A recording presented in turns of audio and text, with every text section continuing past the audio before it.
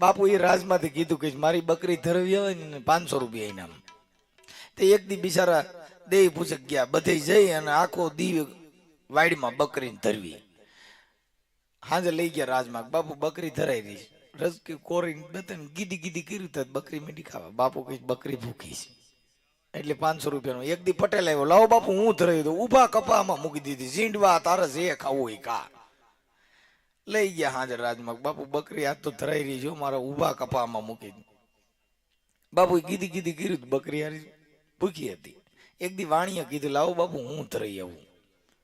તે લઈ ગયો નહેરમાં, ત્યાં જઈને રસકાન કોરી બતાને ગીધી ગીધી કરે, ભ્રૂ મોઢામાં મારે, ગીધી ગીધી કરે, ભ્રૂ મોઢામાં મારે. કલાક થયો ને તો આવ્યો પાછો, બાપુ બકરી ધરાઈ રહી.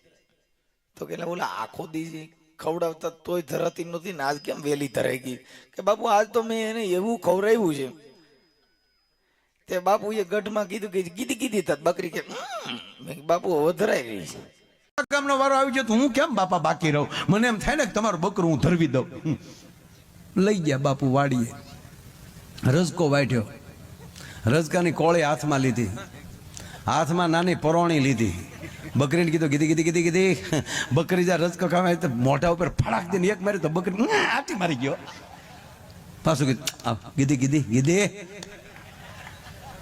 પાછી બકરી ઘડી ભૂલી ગયું કરી લાવી હમણાં જકટકટ. તા તો બાપુએ એક ફડાકો માર્યો, તા પાછી બકરી આટી મારી ગયો.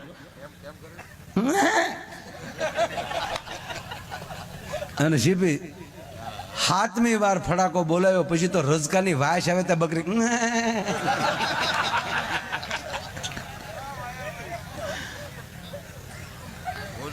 બાપુ 2 કલાકમાં છે ને બકરીનું મોઢું આવું કરીને જાઓ, કાંડર કરડી ગયું.